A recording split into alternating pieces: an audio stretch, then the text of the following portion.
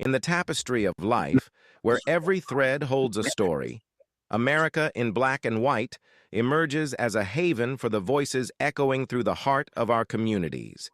In this podcast, we wade through the rivers of our collective experiences, celebrating the vibrant hues of change brought forth by the whispers of hope and the roars of action. It's more than just a conversation. It's a journey into the heart of our society, illuminated by the light of those daring to dream and do. Join us, and let your voice be the melody that guides us toward a dawn where every color finds its place in the masterpiece of our shared destiny. Together, let's paint a future brimming with the positives that dwell in our minds and the actions that shape our world. Tonight, family, we welcome a man whose life work sits at the intersection of discipline, compassion, and transformation. In a world where our schools are struggling to balance structure with humanity, where our young people are searching for guidance, and where leadership is too often reactive instead of visionary, there stands a brother who has dedicated more than 3 decades to showing us what excellence looks like in action. Dr. Robert C. Cooper II is not just an educator. He is a culture builder, a system thinker, a leader forged in the fires of real classrooms, real communities, and real challenges. From the band room to the principal's office, from the alternative education to district leadership, from author to CEO, Dr. Cooper has lived every chapter of the educational experience. Tonight, we explore the man behind the discipline, the scholar behind the systems, and the heart behind the leadership. This is America in Black and White. This is season 4, episode 92, and this is a conversation you don't want to miss. Ladies and gentlemen, Dr. Robert C. Cooper, please. Good evening. Hey, sir, how are you? I'm great. Thanks for having me. I really appreciate it. Just one correction, not the principal office, the assistant principal's office. Okay. Well, is there anything that you'd like to say to our audience before we get into the show? I'll speak a little bit about myself. My upbringing, I was brought up as an only child. I have 8 sisters and 2 brothers from previous marriages. Of both my parents. I'm the only child from their union. And my dad was a city bus driver by day and a jazz musician and vocalist, bass player by night. My mom worked several different jobs. She was the ferocious one who motivated me, gave me confidence, and wouldn't allow me to fail. My dad was the wise, soft-spoken one who I never wanted to disappoint. And though I had both parents, my work as far as wanting to help young men and also assist young women that are single parents, it doesn't come from a place of I don't know what it's about because I have both parents. It's quite the opposite. During my experiences, both in education and in life, going through school and friends, I saw a need for me to actually have some input and give some advice along those lines. So, well, as we get into the show, let's start actually, with what I call the reflection on the early influence of letting people get the opportunity to know a whole lot more about you. Can you tell us who was Robert Cooper before the titles, degrees, and leadership roles? I was a young man that did the bare minimum, to be quite honest, just to make sure my mom wouldn't be quite upset with me. So if I didn't have to study hard and I could get a C, I would do that. I didn't consider myself to be a bright individual, and it's about the light bulbs. I'll speak on that later on about light bulbs. But I didn't think I was more than an average student. I had really no desire to apply myself, and until I saw a band in high school. I saw Florida A&M University band, and I wanted to be in that band. And I realized that was an avenue for me to go to school. And I started to improve my grades. And my mother was She said, you should have been doing this the whole time. And I began to try to get into school, improve my grades, my study habits. I had a background, a structure, if you will, from growing up that I didn't realize until once I got into college. I was, again, like I stated before, I was brought up as an only child. And you get bored playing with toys and being by yourself. So I would read, and I would read what was in the house. And I did have older siblings that didn't live there, but I had a sister that left behind books. She was 13 years older than me. So I had novels in elementary school, Ian Fleming, things like that. And I would read them. I was tired of the elementary school books, and I realized that I loved to read. And I started to collect words. Yeah, I was an avid comic book collector as well, but I collect words like I collect the comic books. And I realized it helped me to write and it helped me to speak. So when I put that forward with my education, I began to see improvements. As I stated before, my dad was a jazz musician, so I always had a love for music. He never pressured me into playing an instrument, but once he saw that I had an interest, he guided me towards saxophone, and I ended up playing.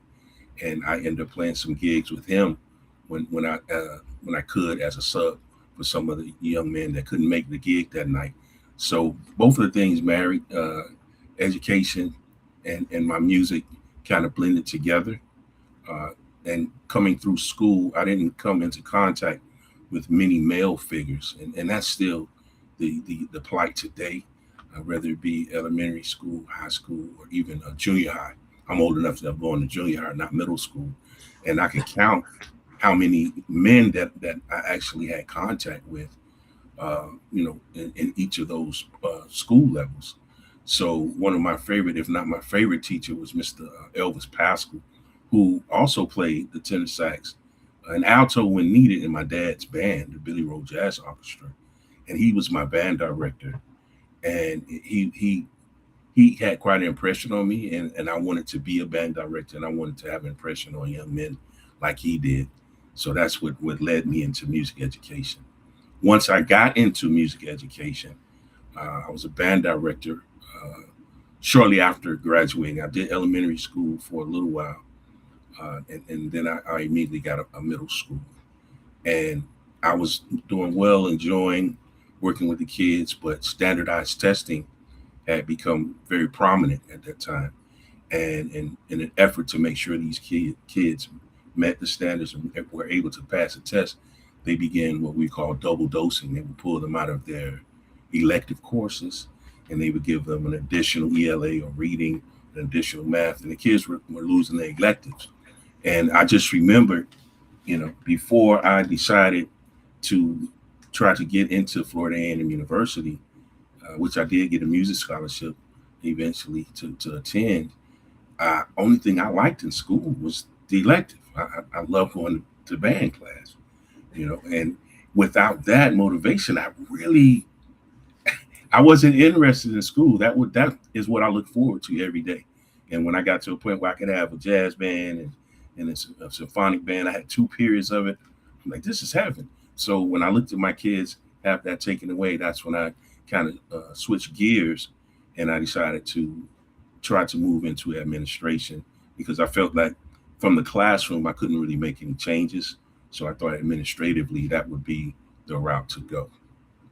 So, you mentioned that there weren't many male figures as far as school.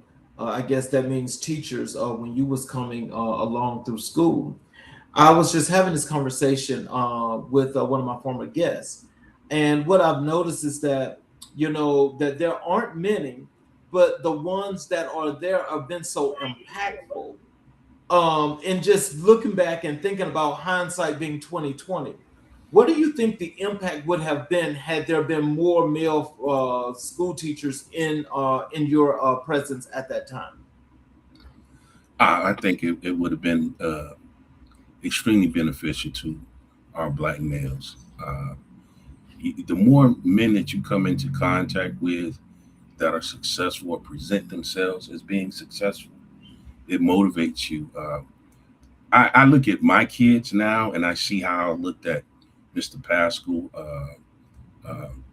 Mr. Pratt, I believe, was my science teacher, and he was the first black Jewish man I ever met in my life, and he had an impact on me as well, the way he carried himself. But when I was at Florida A&M in the educational department, my classes, they taught us to carry yourself a certain way, to dress a certain way, even no matter what position you were in. When I first started, as I stated before, I was an elementary school music teacher, and the school was basically an outdoor setting.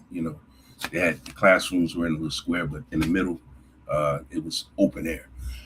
So you would be in the weather, and it's hot in Miami. So I would be sweating, but I had the shirt and tie, and I've kept that for the last 33 years. And the children look at you a little different. And the boys especially look at you a little different. Even to this day, the kids say, "You always dress well, Dr. Cooper. I could see your shirts from a mile away," because I don't like white dress shirts, because, again, I sweat a lot. So I like colors. And I can see your shoes and your socks always match your shirt. And I ask, leave me alone about my clothes, but I know they're looking. And I know this.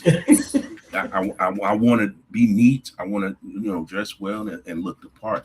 So even from that aspect, I think that would have meant a lot. Seeing someone be successful in the school system lets you believe that you can be successful in the school system as well. Guys that went to college, guys that were in fraternities, things of that nature. I wasn't around many of those men, and I didn't realize anything about fraternities, anything, until I got to college. So it opens your eyes, opens the students' eyes when they see people that look like them doing things that they never thought of, or they even conceived in their mind, and things that are out there that they don't know about. So I think that would have been very beneficial. And that's what I want to impart to my students, so they can go out and do the same thing, come back and give. And I talk about that in my book as well. So as we move along, I want to say also to the audience, thank you all for being here with us tonight. I'm glad that you all are here, and please enjoy the show. So Dr. Cooper, can you tell us, what was your childhood like growing up, and how did it shape your worldview? I started out in what was originally called Colored Town in Miami. It's now called Overtown. It's not unlike most urban areas where the interstate ran through the neighborhood and basically destroyed a black thriving neighborhood, and it became something different.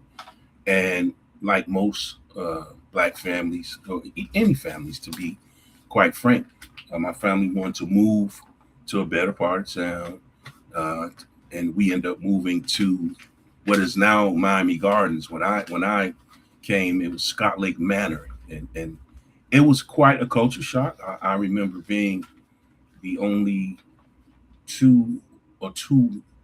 one of two black families on the block.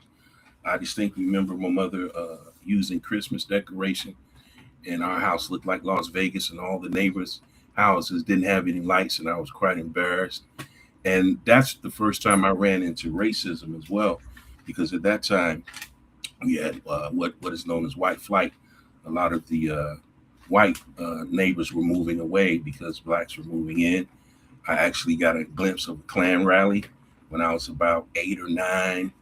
And I remember that distinctly because we were riding down the street in Zayre's, which is an old department store. I'm aging myself. Most people may not remember that. But they had a rally with horses and sheets on in the Zayre's parking lot. And we passed by, and I was in the front seat next to my mom. It was just my mom and I. And I tried to slide up under the dashboard because I had seen movies and of that nature and what the Klan could do. So I was afraid. And my mom, I never forget, she said, "Boy, if you don't get up, they're not going to do anything to us." So she was tough and resilient. And that was part of my upbringing. You're not better than anyone, but you're just as good. And if you put forth your best effort, you can be as good or better than the people that you're around if you try. And that was part of my upbringing. I watched the neighborhood change, and it became more black. Actually, when I first got to high school, the high school I went to was 60% white, 40% black. I ended up transferring later on, but it was different, and I learned that different is not bad. I learned some things from the students that were white, and I had some friends. Oop, I lost the earpiece. Excuse me. I had some friends, lifelong friends, and it was quite a different experience. And then I ended up going to a much more urban high school, and that was great as well. So I figured I had the best of both worlds. I spoke about my academics, so I struggled, not because I couldn't do it, because I wasn't motivated. And as I stated before, I became motivated. Uh, I ended up having a child in high school, and that's something else I speak of in my book. And my parents were gracious enough to take care of my son until I got out of Florida A&M University, where I was able to take care of myself. And I was blessed, and I thank God for that. And just a loving family, a family that wants to see people succeed, and they want just as much, if not more, for you than they do for themselves. And I think that's something that I take with me that I got from both my parents.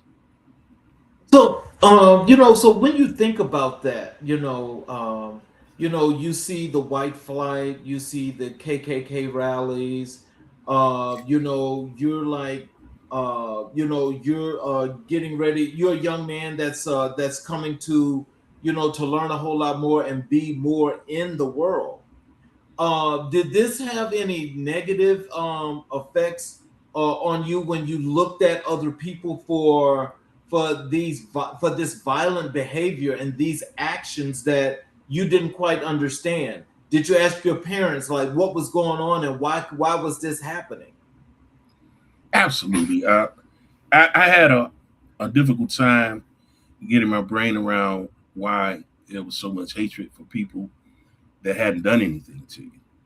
And it drove me not away from white people or any other race, but it drove me to want more contact and more knowledge of my people, and find out, what have we done to deserve this? And I found out nothing.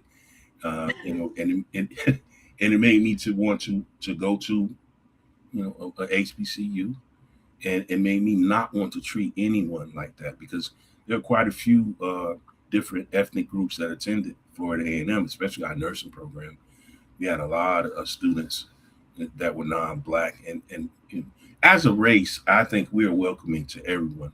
But I had neighbors that were white, and one of them babysat me, so it wasn't a big thing. But I was confused because that neighbor's brother, he was painting swastikas on the sidewalk, but his sister babysat me. So it was confusing for me in junior high school. But what I learned was, sometimes what you see is not what you get, and that works both ways. If you take that approach, or have a philosophy all the white people are bad, you can't go with that. And if someone's treating you well, oh, then they have my best interest. That's not necessarily true either. So it made me cautious, but it didn't make me fearful or hateful. Is the best way that I can put it. So when you think about then also and you think about now, how do you teach your students to be better about situations like this and how to handle them? Well, I think social media pushes a different agenda now, and unfortunately, a lot of the children are getting their cues from that. And social media it could be very toxic. But what I like to say, I haven't really experienced a lot of that from my kids. Either way, they're just little pockets of racism, so I don't have to speak on it much. But when I do, I let them know that basically we're not going to treat a person different because of the way they look, their color, even their religion, their dress, because we don't want to be treated that way, and that's something that's learned. If you didn't know that person's color or what have you, and you know what that person's about, their character, you would still be friends with them. If you're judging them just by that, then you have the issue. But I don't have to deal with it that much. Our kids are welcoming. The school that I work at now is maybe 97% black, and we have maybe 1% white, 2% Hispanic, and everybody's the same. They treat each other the same. I've had a few pockets of it, and I've taught across all grade levels, and I've mostly been in urban schools. I've been in alternative schools, but I have been in some schools that have quite a different demographic. Some schools that really had high tax brackets. I would just say, and, kids are kids, and I didn't really see it there either, because I just think children are children, and most of what they are receiving that's discriminatory or racist they get from the parents, or they get it from social media. You know? Again, I just believe black folks, we're just more welcoming and forgiving. So, my kids, most of my career has been with kids that look like you and I, and they just don't react like that normally. The majority of them, it's very few. It's an anomaly when you have that, and it's usually retaliatory. Somebody said something to them. So, when did you first realize education would become your life's calling? Like I said before, Mr. Pascal is my band director, Elvis Pascal. He motivated me to become a band director. And once I got in that seat, there's nothing like the feeling of getting a kid that has never made a sound on the instrument when he comes to you, and when they leave, they're playing well. They're able, the look on their faces at what they've accomplished. I've had students earn scholarships and become section leaders and some of the best musicians at Florida A&M. So once I started teaching, immediately I was like, I'm in the right place. And it was so rewarding. Different concerts and marching and parades, the glee on the students' faces. And when they come back, or they see you years later, or if I see them in the band in college, the look on their faces, and you started this, Dr. Cooper, you helped me, or Mr. Cooper, if it wasn't because of you. So that really made me stay. But Mr. Pascal, that black male representation, even the way he dressed, I remember him in his dress pants and hard bottom shoes and button up shirt. He motivated me to want to be an educator, and I wanted to have that impression on the kids that I came in contact with. I wanted some kids to say, hey, I want to be like Mr. Cooper, and I want to go that route. And I didn't realize that I wanted to do that until I met him. And once I started doing it, I said, hey, man, this is a place for me to be. And then again, the only reason I left is because the kids were being taken out of the program, and that kind of pushed me towards administration. So, what values did your mother instill in you that still guide your leadership today? Oh man, my mother was a resilient woman, and she taught me to be resilient, and to believe in yourself, and to not give up. I once I went the avenue of administration, I got as far as assistant principal, and I was a temporary assistant principal, and I was told, hey, you're going to get a permanent position, and that's been a while ago. That's been like 13 years ago. My mom passed about 10 years ago. Yes, thank you. But I remember her telling me, you can't be upset and depressed about not getting the position you want. She said, in the position that you're in, do the best you can with that, and be the best you can with that. And I took that as, wherever you are, be there. So I was in the position I was in, do the best and do wonderful things from that perspective, and be who you are. So I got that from her more than anything. Wherever you are, be there, be all in, and be who you are, be genuine. Do not change, to try to get a position, like, be genuine. And that's something that she instilled in me. And I use that to this day, because I want to be honest. If you have a request for a child, and right now Medina discipline, So I see a lot of my kids at their worst moments. And if you have a request for them, they really don't have an inclination to grant their request unless they know you care. And you have to be genuine in order for them to know that you care. So I found that if I'm genuine with a child, and that's any human being, not only children, if you're genuine, sometimes that involves just listening, especially with our kids. They want to be heard. Even if they're rambling, I let them talk. And I'm genuine and intentional with how I respond to them. Uh, that goes a long way. Then you can get, most likely, not all the time, the response that you want or your request granted. So I want to be totally committed to where I am and what I'm doing, all in. And I want to be genuine. I want to be exactly who I am with the kids. Because children have that meter. They can figure out if you're giving them a story or if you really care, and it goes a long way. You know, all the educators that's come here have said that exact same thing. They said the kids know. Yeah, absolutely. Absolutely.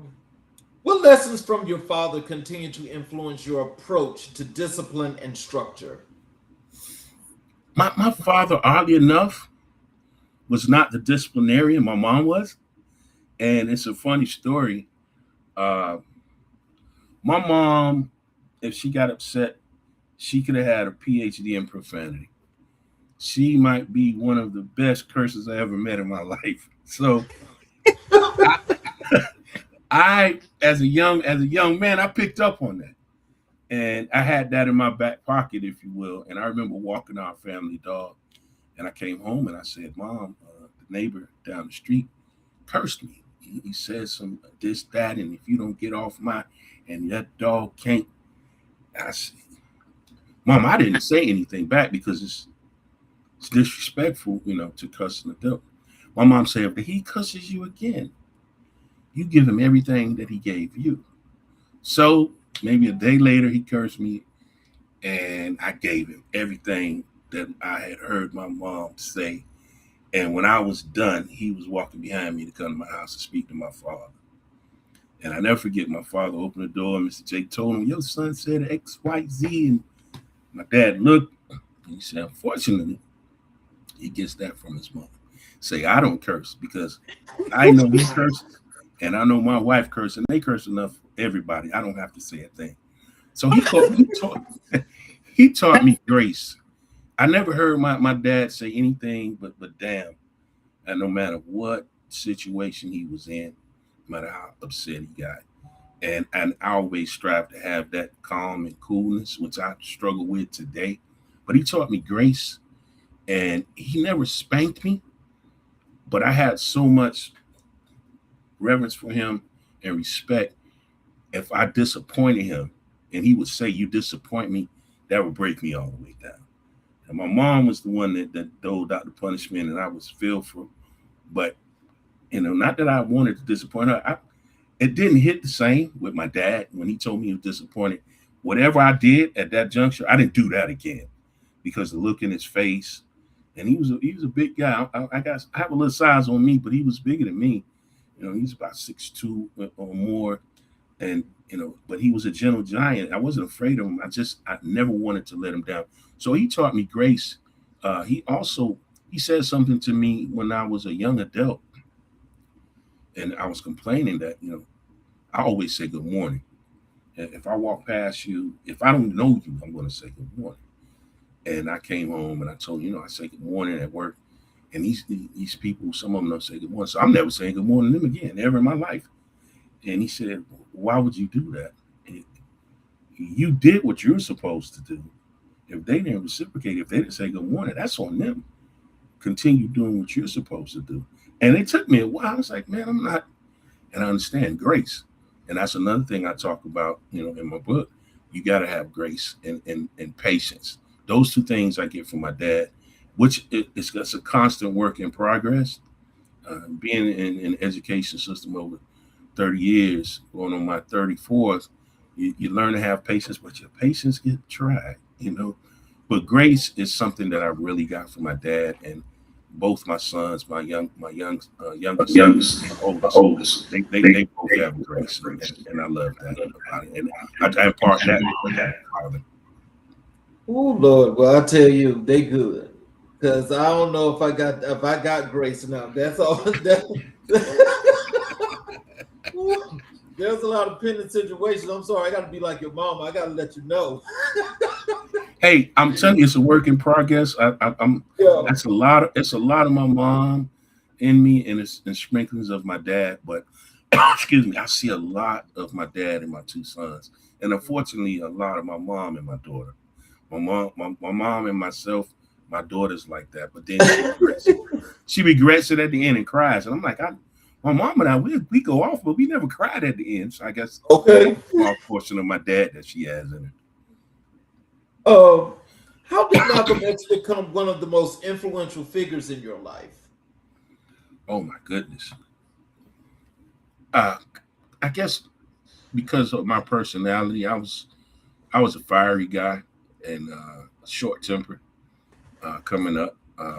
I was bullied early, and once I learned how to defend myself after many losses, then I was that firecracker. And I kind of, when looking at the civil rights movement, I was drawn more to Malcolm than to Martin because I always believed, Malcolm was the guy that wasn't so much for peace. It was, I'm not turning the other cheek. I'm going to, by any means necessary, I'm going to protect myself. I'm not going to allow you to belittle me. But when I read his autobiography, I realized that wasn't the case with him. That may be how he started, but that's not where he was before his unfortunate death. So it impacted me in the process of learning better. He learned some things, and he thought that was the end all to be all. Elijah Muhammad, and once he made his voyage to the Mecca, he realized things were different, and he was willing to change and to adjust, and that is in partnership with being a lifelong learner. I think we make a grave mistake when we think that once we finish school, the learning is over. Life teaches you lessons throughout. I've had people say, once your child graduates from school and you're done raising them, no, they still need to learn and you still need to teach because life is going to teach them lessons and they're not going to be as gracious. It's tough out there. So you never stop learning. And I think I got that more so from his autobiography, which I read maybe 3 or 4 times while I was in school. And it started out, oddly enough, I was waiting for a ride, and I'm very impatient now. I'm working on that grace. And I'm sitting out on the grass like, man, this guy's never going to pick me up. And I just started reading it. And I couldn't put it down. And, for years, I just would read. Anytime I had to wait, I just read it again. But the fact that he was able to change his views and understand, hey, this wasn't correct, and I need to adjust. And that's okay. Especially in our society right now, the climate right now, you have leaders that double down when they make mistakes. And this guy, he made a mistake, following someone who wasn't what he thought he was, and he adjusted. And I think that's how you should go through life. It's not about making mistakes. Everyone needs to make mistakes because that's how you learn. It's what you do after you make a mistake. Do you adjust to be better, or do you continue to make that mistake, or do you double down or even lie about the mistake? And he was forthright. So that's why he impacted me more so than anything. And he didn't initially. Initially, I was just going with him because I thought he was the tougher of the two. But I learned a lot by reading that autobiography at least 3 or 4 times. Did you read the Alex Haley version? Oh, absolutely. Absolutely. And I read the first interview in the Playboy magazine. And I went back and read that. And as a young boy, I didn't read the articles in the Playboy magazine. I didn't even know what the articles in there, but I researched that. And I went and read that one too. Because that's the first interview I believe he had with Malcolm in Playboy magazine. Yeah, you're so right. And that particular, because somebody else tried to write one after Alex, that of course No, it didn't pick up traction. No, it doesn't hit the same. Not at all. Right. What parallels do you see between Malcolm's philosophy and your work in schools? Just what I stated a few moments ago. Uh, a lot of time, district policies are not realistic because I believe the people that are making these policies either they weren't in schools teaching at our level long enough, or they've forgotten. But a lot of these mandates that come down, they're not beneficial and they're not helpful to what we're trying to accomplish in the school system. So I parallel that with Malcolm's first teachings from Elijah Muhammad. He thought that was the way to do it, but it was not. So you have to walk a fine line and be able to satisfy the district, but at the same time, you have to do what's best for your kids. And what's best at one school may not be best at another school because it depends on the demographics, the needs of the children, academically, socioeconomically. So you have to be able to travail those waters as Malcolm did. You know, I got this agenda that I need to follow, but it's not right. I'm just not going to blindly follow that to the detriment of my students. And he did that as far as his religion. I'm not going to follow this to self-detriment. I'm going to find out the real essence of what I'm supposed to do, and I'm going to follow that. And he was willing to change and adapt. And you have to do that in the school system. There are a lot of leaders, and we have ridiculous mandates and policies handed down, and they go right with it. We got to do that. And I'm like, hey, but that makes no sense. But hey, I have to meet. I understand that. But what you have to do is be able to adapt, because you'll lose a lot of your staff if you don't. And the district's not working with your staff. You know, you are. And they need to, know that you have their best interests in mind. So that to me is one of the best parallels, between Malcolm and what I see in the school system. So I've got a comment here that's in the chat that I would love for you to reply to. This is by, I don't know how to pronounce your first name, Walker, but I'm just going to say C. Walker. It says, I agree that Black people and children are very welcoming, but racist white people kids are indignated to believe what it is their parents have invented in them. I grew up in a sundown town, and people who I thought were my friends in elementary school was not my friends, and it was shown to me by them in elementary school. Even the teachers were not of quality, but quantity, because they too supported the systems in place that was always there to validate racist belief systems. Well, that's a lot to unpack. I do believe that that's an issue. And it's become more of an issue with the leadership that we have now. And I've heard, and I'm very supportive. I want to deal with the races that I know that shows me from the gate, because the ones that are veiled, they're much more dangerous. But I on this in my book, in the education chapter, because the education chapter does not just encapsulate training, certification, going to school. It's education for us as Black people in America, as far as how we travail these different obstacles placed in front of us with the situation that person is speaking of, how we speak, how we name our kids, as far as being able to have resumes being taken seriously, how we deal with law enforcement, and all these things are unfortunate that we have to bend over backwards, but they're necessary. I speak. We have to do to come home alive, especially our Black boys, and because there are a lot of things out there that are set up for us to fail and to not come home. So I speak on how to have your registration, your license nearby, maybe in the middle console, how to respond when the police pull you over, and to let's take the stigma off what they call code switching. You're speaking like a white man. No, that's one way to speak English. And the English doesn't have a color on it. You're either speaking it correctly or you're not. And when people say they don't code switch, they're lying. I don't speak the same at home as I do when I'm working. I don't speak to my students the same way I speak to my child, even though all of my children are adults. But these are things that we have to get away from, the stigmatism of that. But He or she. I didn't get the first name. I can't recall. But Walker is correct. I didn't experience the sundown town. I experienced some of that in my travels when I was in a band at Florida A&M, and we would go through towns and things of that nature. But I never really experienced that where I was living, and when I was in school at Florida A&M, it was a cocoon type atmosphere. When I went looking for a job, I did experience that. I was far off campus, and that kind of led me to say that you need to stay behind over here on FAMU side of town, because I did experience a lady basically used the N word while I was right there waiting to be interviewed, and I was Wow. it was a private social club, and I was waiting to be seen. I caught the bus out there, and I walked a while on the little clay road to get to it, but I needed a job, and I had bartending certification. I bartended in Miami a little bit, so I said, "Well, I'll do this at school."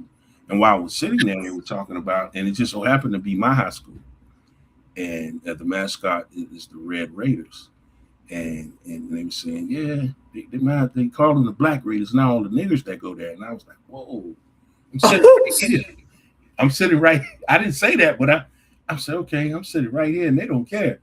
I said, you know what? I'm going to go ahead and do this interview. And I can't remember if I left before the interview, but I know I got out of there quickly, and that kind of cemented that racism was still alive and well, because I had become accustomed to just being around black folks at FAMU. I stayed on that side of town, and those people they took care of me. It was family. But yeah, it's still out there, and unfortunately, with our leadership, it's being pushed and propagated by folks to the kids, and it's a lesson that's taught, and it's hard to unteach. It's easy to destroy. It's hard to build up. Very difficult. You know, before I move on, what she meant, he or she mentioned, I just know C. Walker. I just want to say that I just like yourself, I've never experienced a sundown town, but I knew what they were, and a lot of times in my travels, I knew where they were. And so if I had to go through places like that, I always made sure this Avoid. my right hand to God. I made sure I got through those places because I know them people don't know me from Adam's house cat. They hate me. And if I was to stop in a place like that, there's no telling what I would experience. But I think what makes this so prominent today that it still goes on is that there are a lot of people, especially those that look like you and I, that have not experienced that. But when some people that experience that and they mention it, you have people that harp on this like, oh, you're just saying this, you're just using this, you're trying to create this, that, and the other, which means they're like totally not thinking about or caring at least at all about these people's experience, and they're like just disregarding it. And so I think when we start doing that, especially to each other, when we do the devaluation, this thing kind of like continues in so many different ways that it spreads more like a cancer than we believe, because the tentacles just start taking off, and people find themselves doing it all the time. And a lot of times, just like the folk that are leading the country today, they start sounding just like those folk, unbeknownst to them, that it's like, oh, it's just should be this way and this is the way it is. But we all have to be empathetic and sympathetic for everybody, because if we don't know that experience, we can't speak on it like that. But I kind of hate to hear that that whomever Walker is had to go through something like that. And when you're in a sundown town, I can just imagine what life was like. I can just imagine, because that could not have been anything good at all. I was a fan of rapper Lil Wayne. I love his delivery and his wordplay. Uh, I had to back away from him because I remember in the midst of Black Lives Matter and the George Floyd incident, he was interviewed and they asked him about that, and he said he doesn't support Black Lives Matter because his experience, and his experience, a white man saved his life. And I just remember saying how insensitive that was, because your experience is not everyone's experience. And then you cannot generalize and say, well, it's not like that for everyone because it's not like that for me. That's an individualized experience, and you have to respect others. And for him to say that, it just threw me. And I love him as an artist, but I just I couldn't listen to him anymore after that because of what you just said. And once you water it down, and it hurts us as a people when you do that. You know, if one black man is discriminated against, or anybody in the LGBT, I can't say all the letters, community, I always say the next one is me. I can't be discriminatory against anyone because there goes me. And if you're not looking out for everyone, then you're going to become that person that you've been, discriminated against at some point. And that is, she just put in the chat, is Mrs. Walker. Mrs. Walker, okay.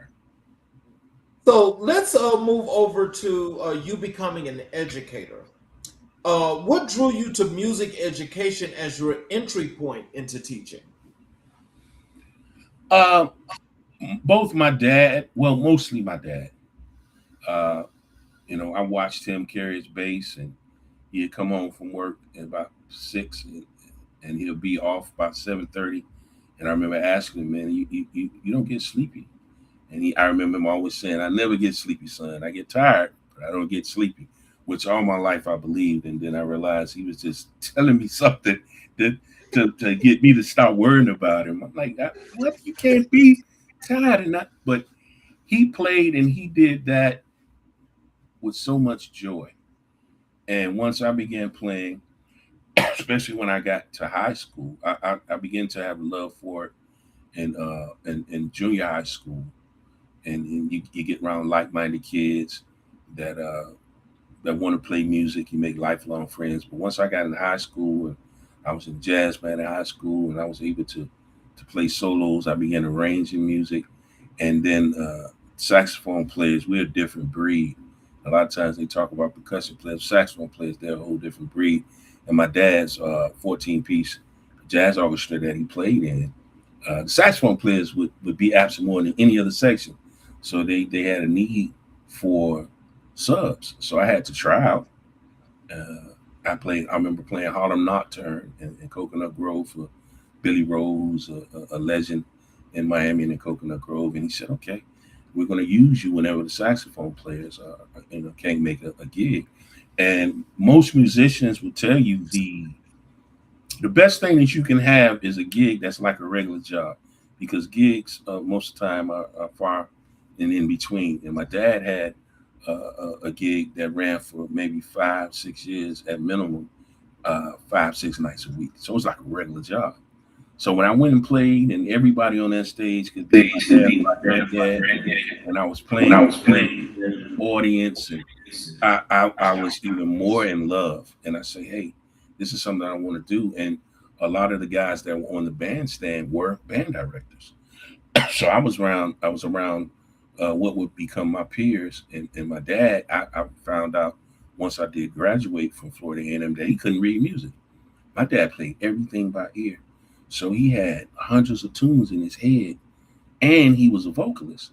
And the bass line, I'm gonna get in my music bag for a moment. The bass line is far removed from the melody, and I never understood a percussionist or a drummer and a bass player singing the vocals always threw me, because what they're doing musically is so far removed from what they're singing. Piano players, yeah, I can go with that. You're playing a melody, counter melody, what have you.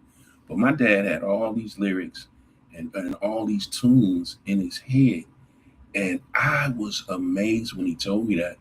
And I remember him telling me that. I thought when he told me, it was almost sheepishly like, I can't read. And he asked me to teach him how to read. And I taught him how to read music. And my dad was, mid-60s when I taught him that. And he adversely taught me some things, conversely, I should say. He taught me some things on the bass. And he left us soon after. I think my dad passed in 95.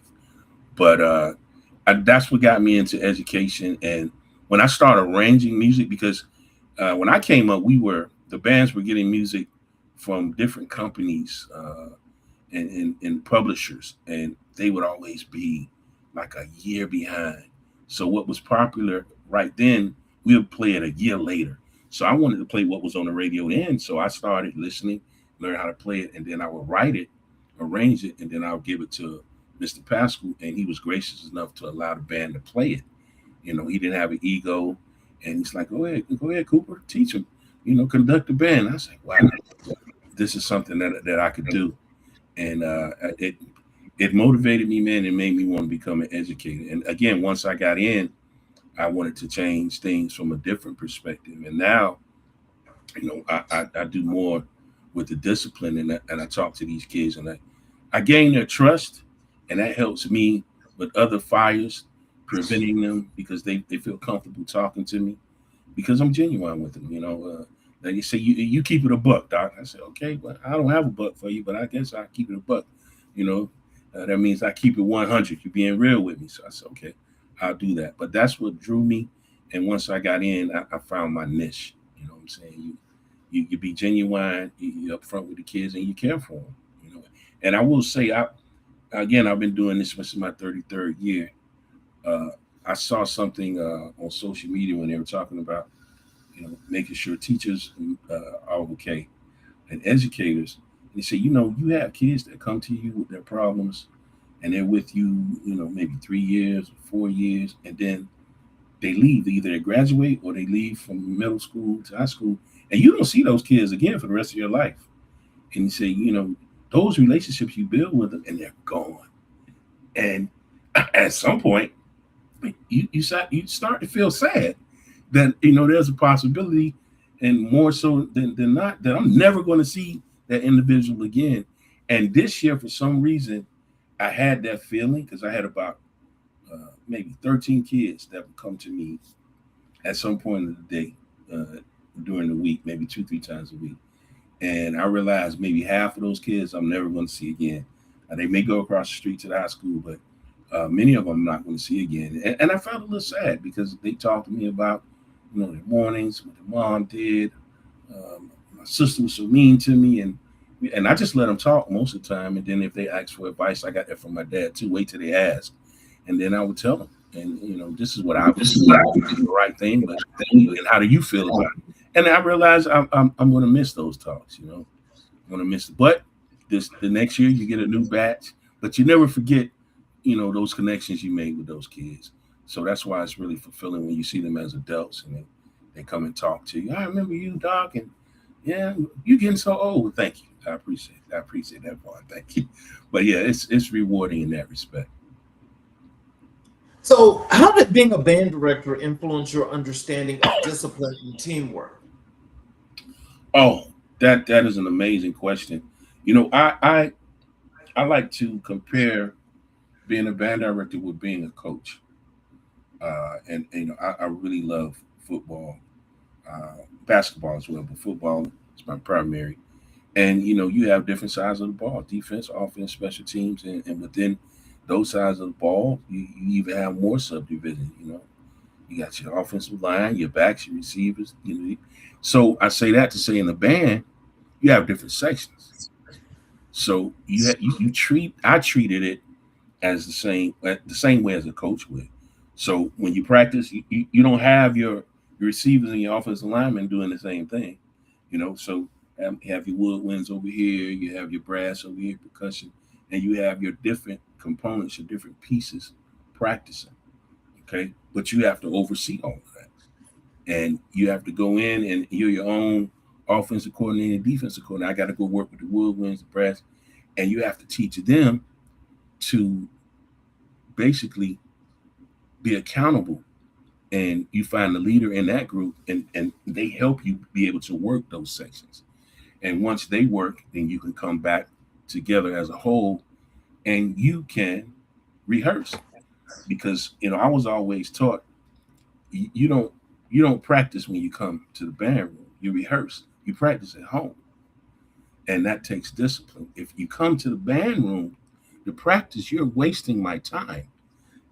when I rehearse, we're trying to put everything together from all these different, from the offensive line, defense line, all these different instrumental groups, and we're trying to make it fit. And I'm just dealing with the nuances. The what's going on with my lighting? We're dealing with the crescendos, the dynamics, if you will. But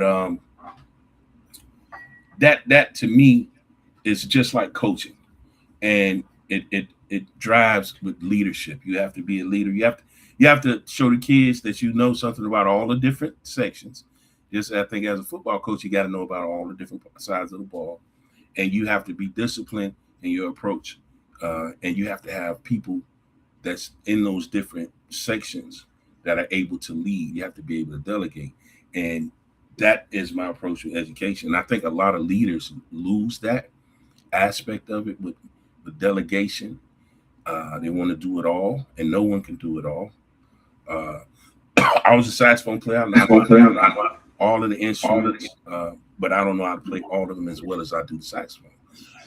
So if I had a trumpet player that was great, I'm going to let him do his thing and teach those, students that play the trumpet. And I think in the school system, you have a great math teacher, a science teacher, then you have to allow that person to be a leader and be great and help your building, help your school.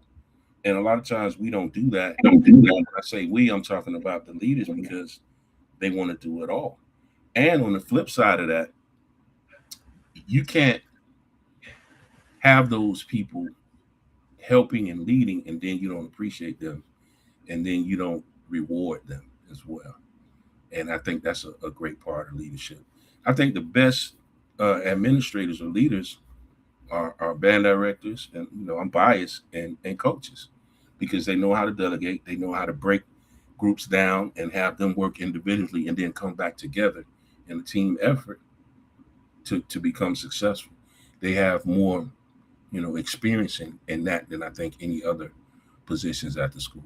So I think that was beneficial to me. Well, here's another hello here in the chat. This is from Anthony McGrew. Hello, Anthony. Thanks for joining the show. We're glad that you're here. What did you learn from working across elementary, middle and high school and alternative settings? What did you learn from all those different settings? Well, I learned that middle school has the most development going on out of all four levels, because they're developing physically, intellectually, emotionally. So you have a lot going on in middle school, and you have to be cognizant of that, because those kids are 21 at 12 o'clock and 6 years old at 12:15. They could switch on a dime. So you have to be cognizant of that, and your approach has to be different. Dealing with elementary school, it was more nurturing, in my experience, and I was in a situation where there weren't enough classes for me, so I had to do kindergarten and first grade, and whoa, that's something unto itself, dealing with those babies. So I was able to adapt and change my lesson, because you're not really, not that you can't, but you're not really doing a lot. I guess with teaching them how to read music at that age, it was one, making music fun, and sneakingly teaching them, some things about music. But it had to be fun for kindergarten and first grade, or you'll lose the whole class. And kindergarten and first grade, that was their teachers' planning. And they in our district, they don't get planning like that. Their planning was PE. So those teachers would be gone. So I would be in there with a bunch of 5-year-olds and 6-year-olds, and it scared me to death the first time I did that. But it's much more nurturing, and I realized that, and all across all grade levels, your time needs to be spent productively, because when you have idle time, that's when you can lose control of your class and bad things happen. But especially in elementary school. So you have to be prepared, and you have to have that fun factor, because you have adults that can't sit still 15 minutes or 20 minutes. I'm one of them. I mean, I'm proud of myself right now, being able to sit this long. So I realized you have to be on the move with those kids, and it's much more nurturing. I understand, or I learned with middle school, you're dealing with some kids that have some real issues going on because they're still developing. High school, I loved it. It was fast moving for me. I was doing the morning announcements. I was the activities director. I announced the football game halftime. I did the prom and graduation. I loved it. It was a lot of work. That was my favorite grade level to work with. Some of the kids are they're a little challenging, but once they realize you have their best interest in mind, you can work with them. Uh, and some of them are lost and they're just afraid to share that they're lost and they need help. Alternative ed, uh, to me, was very close to my middle school experience, oddly enough, especially my first year, really doing Dean of Discipline in middle school. But alternative ed, a lot of the kids, they're not unlike our people in society that get incarcerated. Oftentimes they come out worse than they went in, because they have this preconceived notion, I need to be this guy or this woman. And I think the worst thing they did with alternative ed was have those kids return to the school that sent them to us to begin with, because now they have this persona, and kids, when they come back, oh, such and such, oh, remember he was crazy. Teachers already have this perception of you, and it's not a good thing. I think a brand new start, it will be best for those kids. But I learned there more so than anything, you have to give those kids a chance. All those kids were not what they were made out to be. A lot of it was, I want them out of my school. So every little thing that they do, I'm going to document, and I'm going to send them to alternative ed. And when the alternative education school that I was working at, every referral that was submitted, that was another 9 weeks. So you might have been sent to us maybe for a year or 2 semesters, and then you got in trouble there. You're picking up more time, and that was disappointing as well. And when I got there, it was a middle school. Traditionally, it was a middle school co-ed, and then it changed to a all-female middle school. Then it changed to an all-female 6 through 12, which I didn't really support that, because I didn't think you need to have that varying age group together in an alternative setting, because you potentially have a 12-year-old in contact with a 17, 18-year-old, and some awful things can happen. Then it went back to being co-ed, so now it's 6 to 12 co-ed now. But I learned that those kids, that don't judge a book by its cover. I had a boy there that he was there because he was being sexually active on the staircase, and yeah, that's horrible. And but he was there, and he was, in contact with kids that were there for cutting other kids or having guns, and that really wasn't a place for him, you know. And I took a liking to him. He was able to go back to a school, but you had those type of situations, and I learned you can't put them all in one basket and treat them all the same, because it's not. And all of them have an opportunity to change and go back. And a lot of their issues stem from not being able to do the classwork too. Not all of them, but a lot of them, they were acting out because they couldn't do their classwork.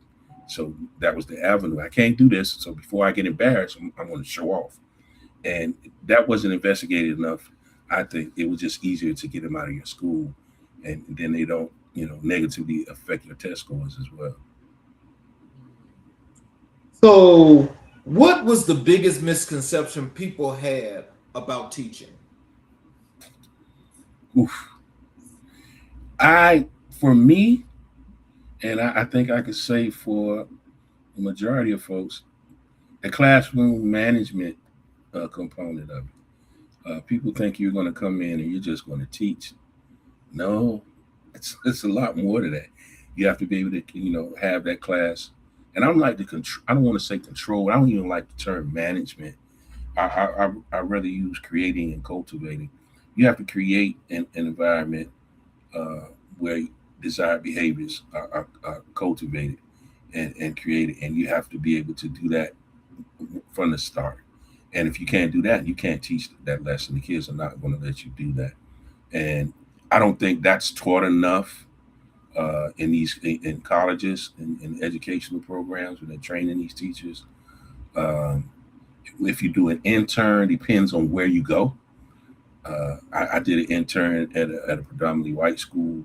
Not to say that there's a big difference, but the behavior there was a little different. I was in a rural area. I was in Tallahassee. That doesn't compare to what I was going to experience when I got to Miami, urban school and a different demographic. So the thought that you will come in and teach and you don't have to deal with that other stuff. You're a part-time counselor. You have to deal with that a lot, especially if you're secondary, and you have to have good classroom management. And then you can focus on teaching your class, and you have to have mastery of your subject area. The kids, the meter that they have for BS and determining if you're genuine is the same meter that they have if you don't know your subject area. If they have an inclination that you don't know what you're teaching, oh, it's an issue. And you cannot get into this profession if you're trying to make a lot of money. That's not going to happen. This is not one of those professions that, and it is a profession. I know, at least in the state of Florida, they've taken it off the list of professions, but it's not one if you're chasing wealth. But it is rewarding, and you have to be all in. You can't be in it with one foot out the door. I'm only going to do this for 5 years, because that's going to come across in your teaching and your commitment to the kids. So that classroom management component, and also you're going to have to do some counseling. It can't just be teaching. Again, the kids have to know that you care. So sometimes you have to ask questions. You have to know to ask the right questions. The professional way. What's wrong? Why are you so sad today? A kid has his head down. I'm snapping because they're not doing their work. No, you want to find out why. It could be some things going on at home. They haven't eaten, and you have to be compassionate about it. And it's hard for people to be compassionate. They have 1 foot in the classroom, 1 foot out the door.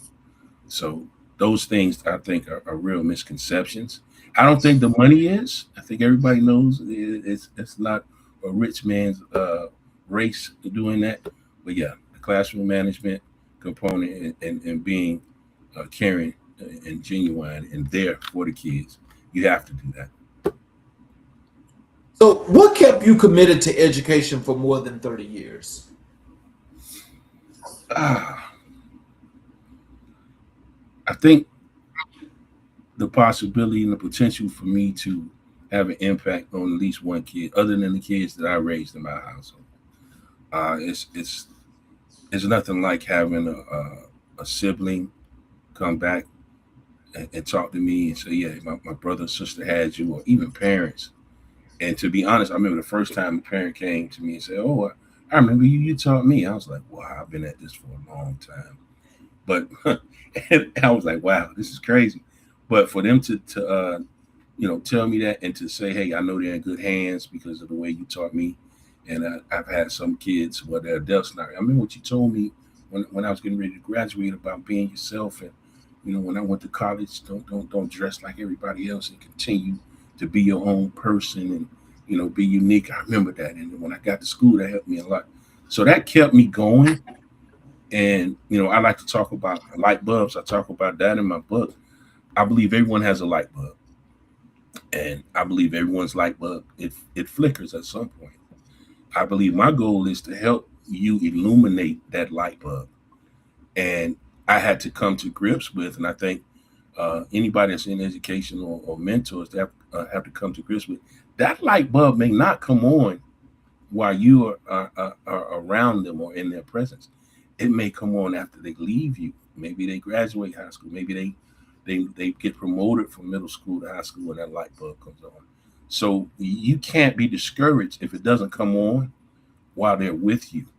You have to believe and hope that it comes on at some point. And if it's a year, 2 years, 5, 10 years from now, I say, hey, I remember Dr. Such and Such or Mr. Such and Such told me this, and I should do it this way. And that's what keeps me going.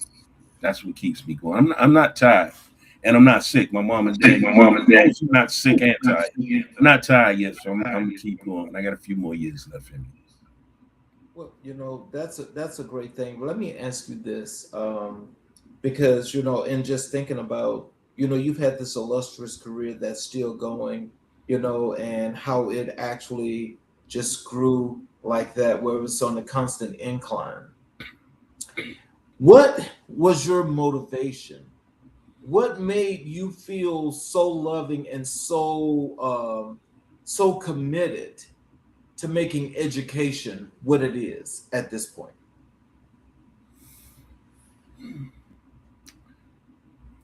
I think I, I owe it to my students because of what I received uh, coming up. Neither one of my parents went to college, but they were adamant that I went. And as I stated before, I wasn't around a lot of black male teachers, but the few that I had contact with had a uh, very influential impact on me. And I want to be able to do that as well. I want to have that impact on students and be able to be someone that they aspire to be or be better than, hopefully. And basically pass little nuggets on. And I like to say, pay it forward. That's another thing I speak about in my book, and that encompasses grace as well. All of these black boys and black girls too. I don't want to put them aside, but I think black women and black girls are the strongest beings on earth, and they overcome so much. And I think our black boys, we struggle much more than they do. And I think they have more obstacles in front of them than we do. So that's why I want to reach out to our black boys. But we owe them. I think everybody owes them. Every black man owes every little black boy. That's why I say grace and paying it forward and giving some advice when needed. Just listening to a little boy, or a young man. That goes a long way. I was speaking to a gentleman a day or so ago, and I was telling him, he asked about why did I want to write the book, and I told him, it was something that was on my mind. I have been seeing, parents that come to me and say, well, such and such acts like this because his dad's not in his life. And I heard it so many times, and I said, well, we can't use that as a crutch. We got to do something to, help these kids out. And the first thing, as I said before, is we got to mentor them. We have to show grace. We have to talk to them. But that's what made me want to write the book, The Black Man Manual, uh, to give some type of guidelines for success, immediate and long term. What I speak about in the book, it talks about real world issues in real time, things that we're dealing with. So this is something that's on my heart. It's something that I think needs to take place. And if we as black men all take that approach with these young black men and take time to listen and actually mentor and give some encouragement and advice, just things from our life experiences, it will go a long way. And I speak on family, I speak on relationships. It's very imperative that you know, are very careful who you have these children with, and you're not, going to spend the rest of your lives with them. That's something we got to take very seriously. And I speak from experience because I had a child when I was, in 11th grade. 11th grade. So I know that. I talk about education, and it's not just certification training or going to a university. I'm educating yourselves about travailing America that we're in right now and the climate that it's in. I talk about uh, the finances, being able to have knowledge of your finances and protecting your finances. And I also talk about social media and how we need to use that as a tool instead of just bragging or showing off. In my experiences, a lot of issues that come about discipline wise have been social media beefs or seeing something on social media and I want to imitate that and a trend, things of that nature. And I say in my book, everybody when you get on social media just to brag and show off, you have to keep in mind there's always somebody better, and there's always going to be somebody that's bitter. And that bitter piece comes back to haunt a lot of us because now we have a problem. You didn't like, I don't like what you said. It doesn't matter. The people that love you in your household and your family, that's who you need to be concerned about, not random people on social media. And I think we need to get away from that.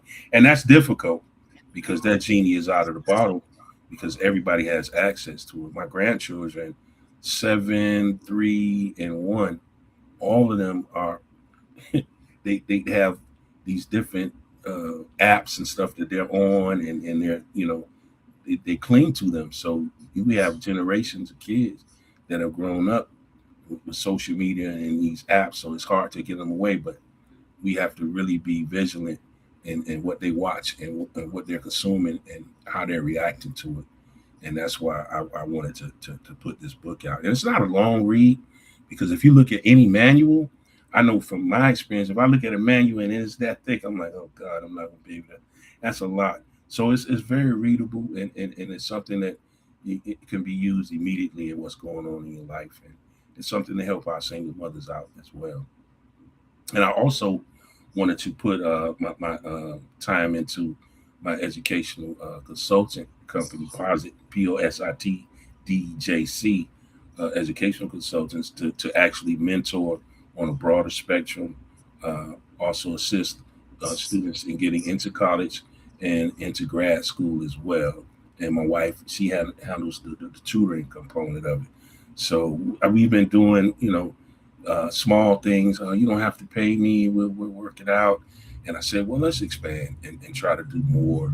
Again, it's not about money.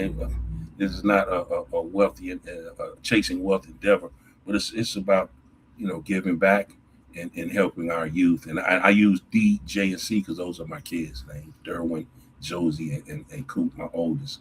So I use those letters. But those are the things that I'm trying to delve into to give back. And I also have a couple of books that are coming out next month. One is the Dean of Discipline Handbook, a guide to creating and cultivating desired behaviors in the classroom, school, and beyond. And I also have a book of poetry that I wrote. I've been married 26 years in about 2 weeks, and we've been together 29. But about 20 years ago, I felt that it was a little growth or growing apart, and I wrote my wife a poem every day for a year. And I didn't realize I did that, and she kept it. She kept all of them, and she handed them to me maybe about 3 or 4 months ago, and she said, you should think about publishing these. So I did just that. So these are things that are keeping me full, because I'm under the belief that you should die empty. When I say empty, anything creative that you have in you, you need to get it out. And don't go on that long sleep and you still have things that you could have done and you didn't do them. And that's where I am right now in my life. Speaking of Posit DJC Education and Consultants LLC, that is where we're going next. And what I first want to ask you about that is, what inspired you to create it? Well, it started off as tutoring, and my wife does that. And I said, this could be a tool for me to do more mentoring. And I wanted to also guide students to go into school if that's their wish. And I know once I graduated from Florida A&M, that was the hardest thing that I ever because I wasn't focused the whole time. As I said before, my light bulb was flickering, and it took me a while for it to illuminate completely. And once it did, I had no desire to go to grad school. My dad, right before he passed, he asked me, "Son, why don't you go back to school?" And I said, "Dad, you don't know how long. You remember how long it took me to get out the first time?" But I realized that he said, "Hey, man, you need to what you want to do requires this." And I look back at it and I say, maybe at that time I wasn't quite ready to do what he asked me to do. It all came at the right time. But I want to assist kids in getting into grad school as well, because sometimes it looks as if it's daunting, and it's really not. And that goes to admission letters and requirements and things that you need to do to prepare yourself for, admissions into those programs. And now, fortunately, you have a lot of online things where you don't have to leave, your city to get in some of these programs. And I want to be able to assist the kids in that respect, in that regard. And some of them don't have access to the information. During my experience, I realized that, in the affluent schools, excuse me, the access to different scholarships and the different programs are much more plentiful most of the times than in our schools. And I wanted to be able to assist in that area. We oftentimes we only get a small list of scholarships and what have you. And I was at some affluent schools in Miami, and they have a scholarship for everything. And hey, try this one, try that one, and we don't utilize that. And that's another thing I talk about, in my book. Sporting events. I'm an avid sports fan. What I look at is that our Optimist, which is our little league in South Florida, you can pass one of those parks and you see hundreds and hundreds of people out there, parents and what have you. But if you pass by a PTA meeting, it's not like that at all. And what I found also is, as you move from primary to secondary, the interest is not the same. I know they're babies in elementary school and they need us, but we need that same ferocity with middle school. We need to be there and we need to support them. I need those PTA meetings to be filled up like the Optimist Park. I remember we were offering pizza and spaghetti to get you to come to PTA meetings. You go to the Optimist games and then you buying food from the food truck. You're spending money. But we want you to come in and support their education and support the school as much as you are supporting these sporting events. And if we did that, I think we'll have, much more kids trying to go the route of college and grad school. And if you don't want to go that route, that's fine too. We need certifications, license, and things of that nature. That's fine, but we need to support academically the way we support these teams. I can tell you the offensive line, and I can tell you stats, but I can also tell you what's going on with students. I can tell you what drives most of them, what motivates them. How you need to approach them if you want to get some certain goals met.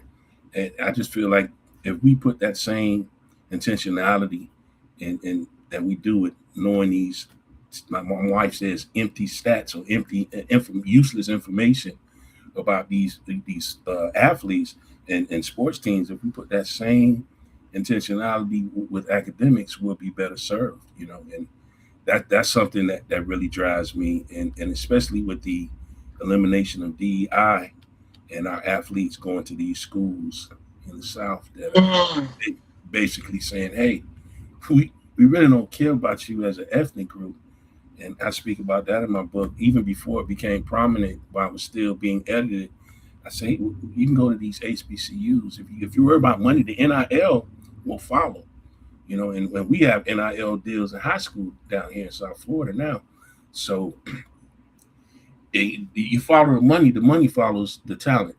And if these folks are telling you, like I said before, be who you are, these folks are showing you who they are. If they're showing you who they are, you must believe them and go where you have people that have your best interests in mind. And that drives me with the consultant company and also with my book writing.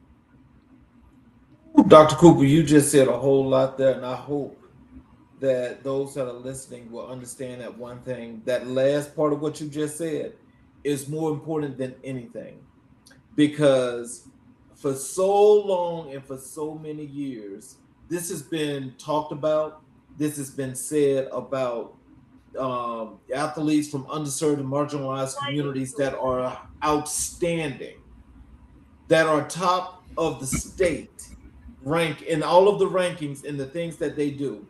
They choose to go to these places, and now you see that those very same places are not doing anything to talk about your rights or anything of the sort. But let me just say this to you, because I know you, since you're a big avid sports fan like I am. Well, let me just ask you this, so you can give me your opinion. Now, all of a sudden, that the players are getting their due diligence and being paid for their likeness, how about now the NCAA is claiming broke and going broke and calling foul? And so now this is because after now the players are being paid. What do you think about that? It's America. This is what happens. As soon, think about all of these black communities that were burned to the ground, and interstates were ran through because they were thriving.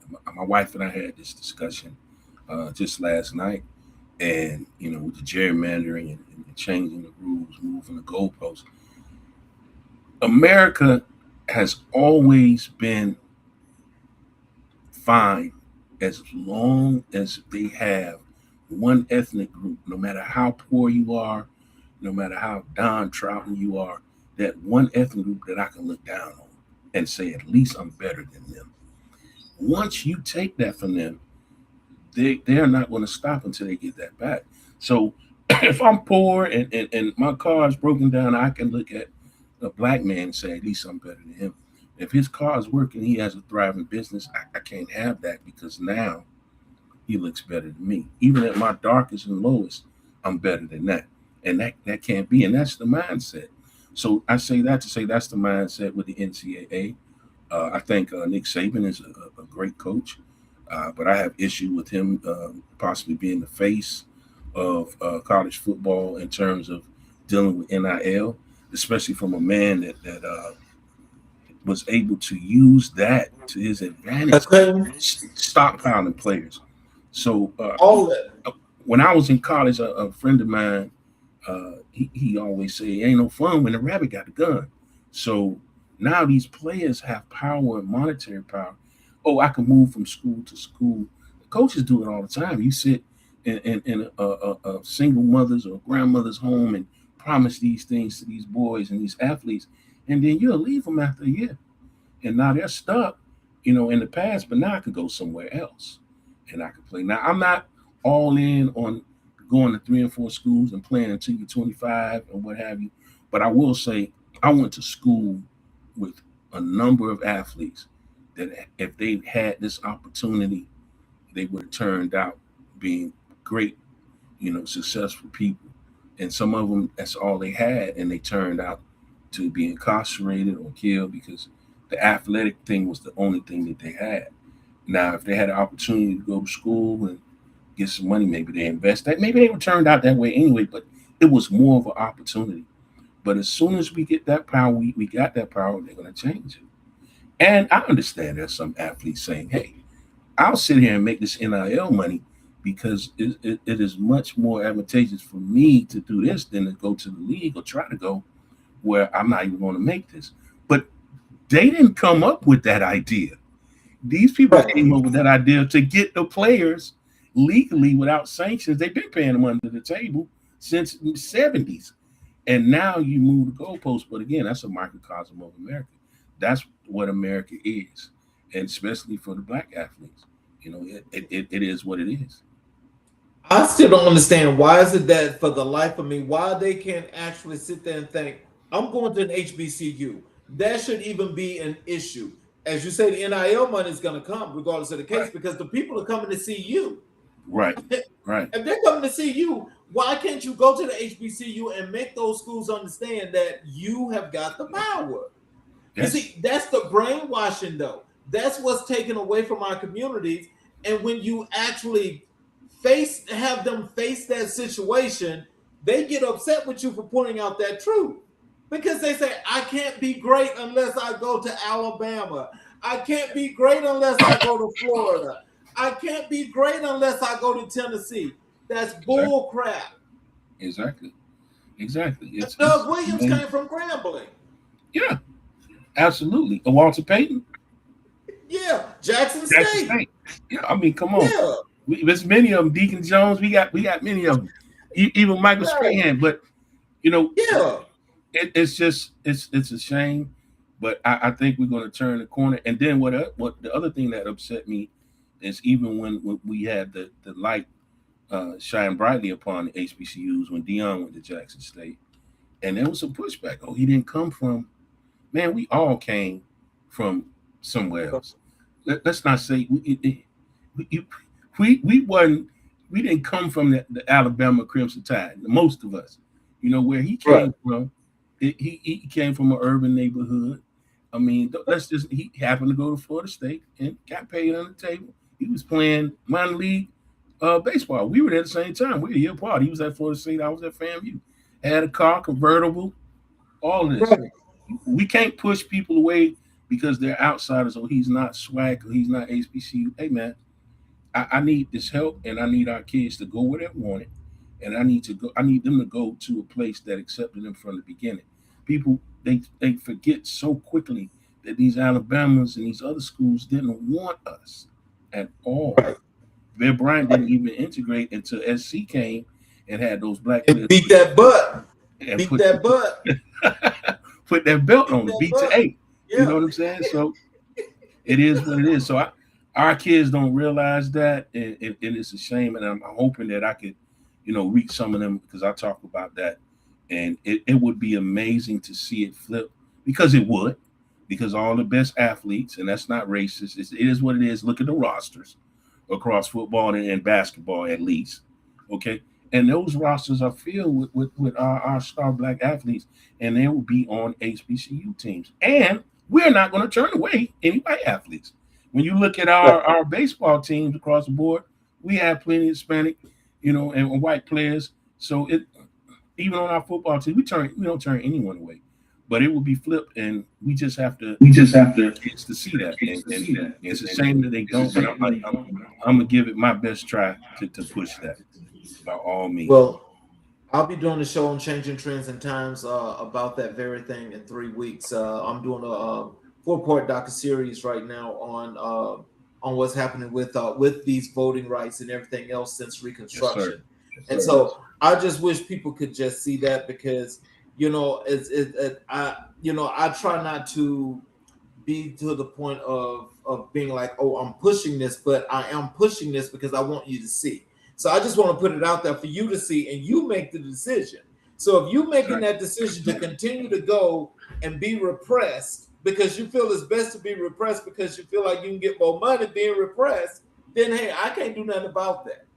But that's saying that you don't know your worth and your value because you don't honor yourself to do that. Exactly. That's all that's saying. Exactly.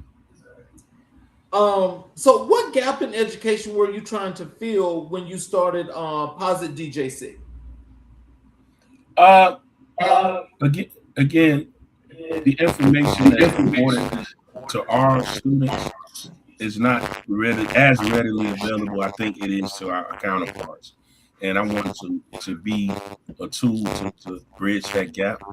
I want you to get in school. I want to help you while you're in secondary school.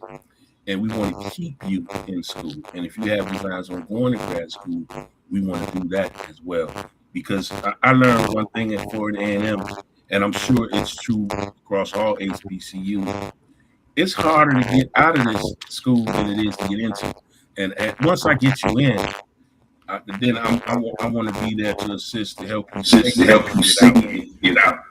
And I think that's very important.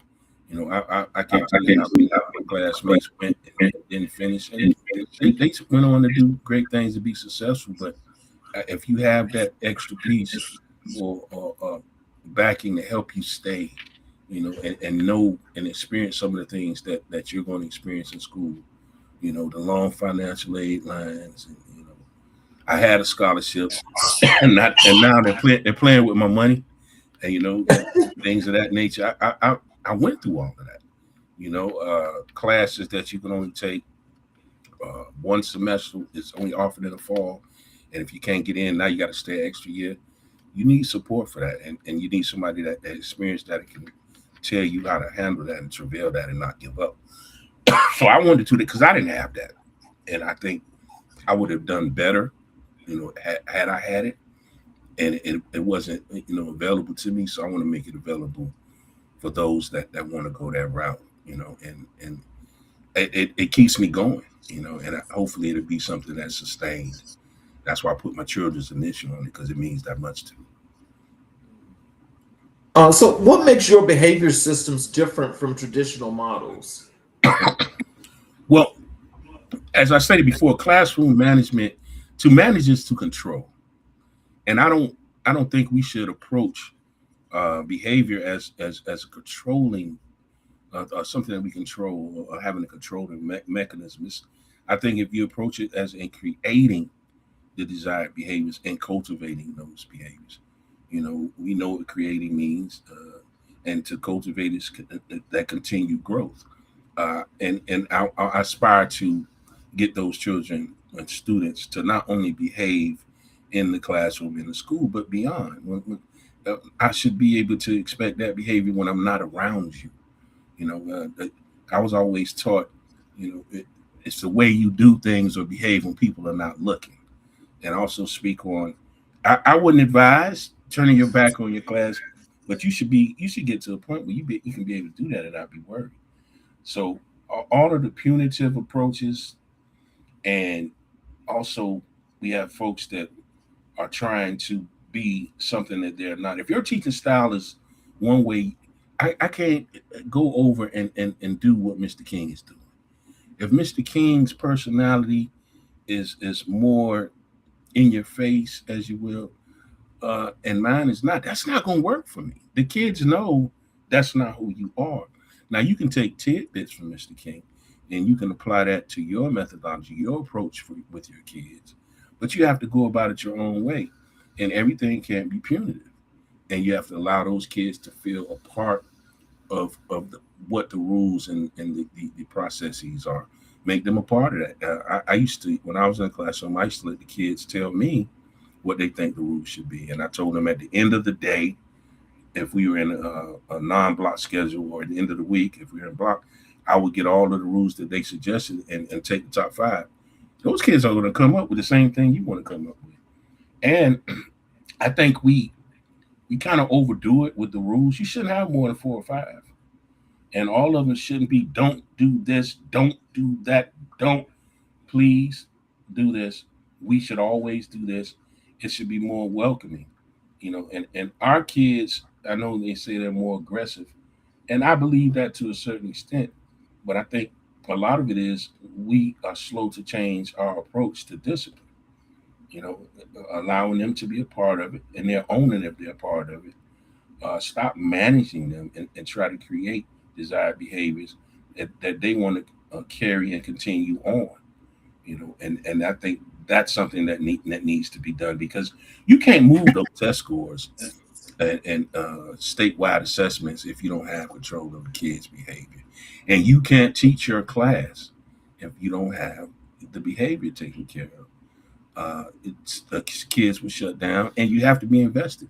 You're going to have to be an investigator. You're going to have to, professionally find out what's going on and help these kids. You got to have different strategies. Sometimes moving close to them, proximity. You should be able to move close while you're teaching and get a child to straighten up. But these are things that you have to practice and put in place. And it takes commitment to do that, and you have to be genuine and concerned to do that. And if I'm not concerned with my kid, and in their worst moment, and they know you're not concerned, you're gonna have a hard time, controlling or cultivating, I should say, creating and cultivating that desired behavior. So I make it a point with my kids. Hey, I like those shoes, man. Those shoes look good today, James. Hey, I heard you did well in the basketball game. Yeah? You got 4 rebounds, and that goes a long way. And I'm not BSing them. I actually know these things. Other kids will tell me, or I just observe, and that goes a long way in investing in your kids. A kid, mom is ill. How's your mom doing? And I might ask that question maybe once a week for a month. And they appreciate that. I had a kid, and I think he was his medication was, he was ADHD, and his medication wasn't up to par, and he was giving us the business, throwing food, he peeping over stalls, pulling down pants.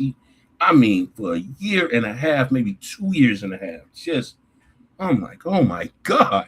So I would call, and I called that parent so much to until she would answer the phone. I say, this is Dr. Cooper. Oh my God, what did he do now? And suspended multiple times, and just a headache. And he would do well for a while, and then he would backslide. Well, he finally hit a plateau. I think may have been his meds were leveled off. They had the right dosage. But I made sure that I called that parent, and I made sure that I talked to that student. And on multiple occasions, I say, man, I'm proud of you. What? I said, you're doing well, and I'm proud of you, man. Behavior, man, you're doing excellent. And I knew you could do it.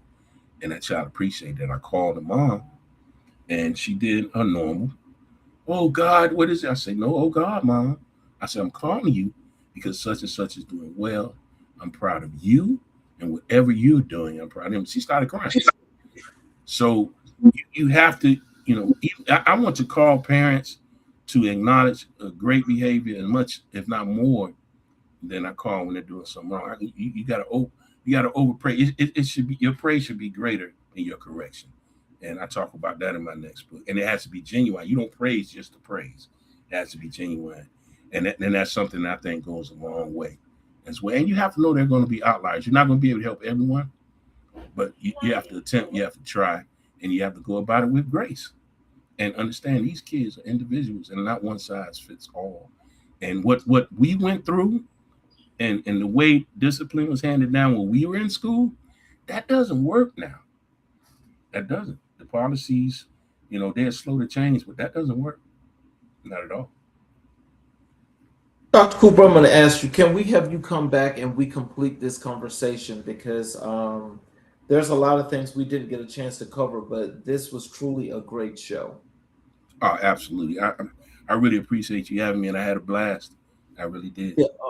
So in closing, do you have some words of wisdom and encouragement that you would like to leave with our audience? How to connect with you via your social media, your website to get your books, all of those good things? Well, my book is on Amazon. I don't know if you guys can see that, The Black Man Manual. You can also contact me on Posit DJC, which is .com, POSIT DJC .com. Words of encouragement. I just want to go back to something I said earlier. I got from my mom, and also life experience and professional experience. Be where you are. Be totally committed to whatever you're doing. Be there. Be all in. Be who you are. Be genuine. You don't want to have a facade. You don't want to put up a facade. And have grace with whoever you come in contact with. And if you genuinely want the same for others, and even more than you want for yourself, that will be conveyed, and you'll reach more people, and you'll be able to change lives positively. Well, I want to say, I want to thank you again for being here. I want to tell the people out in our audience, I appreciate you all for staying and watching this show, but we will pick this up on our next show. So we'll have Dr. Cooper back.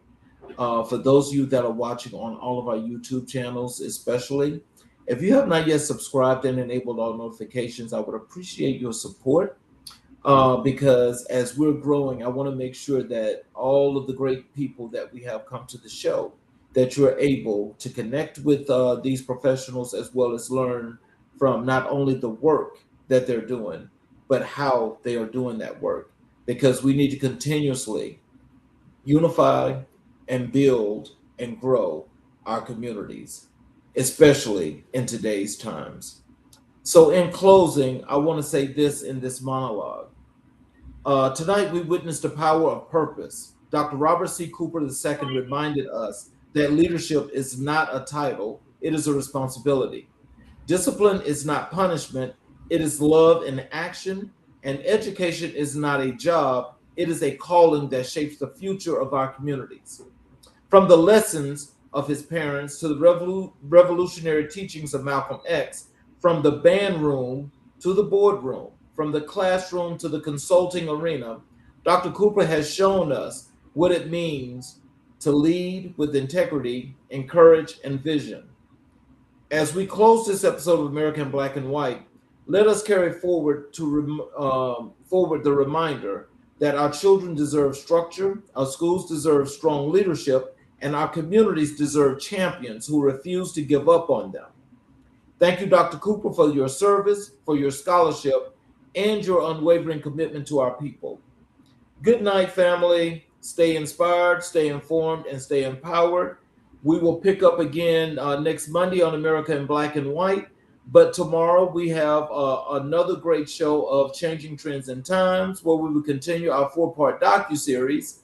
And on Sunday, CK Stories from the Heart, where we have another compelling story that will come across that show. Y'all have a great weekend. Thank you for your time. And we will see you guys next week. Dr. Coop, can you hang around for us?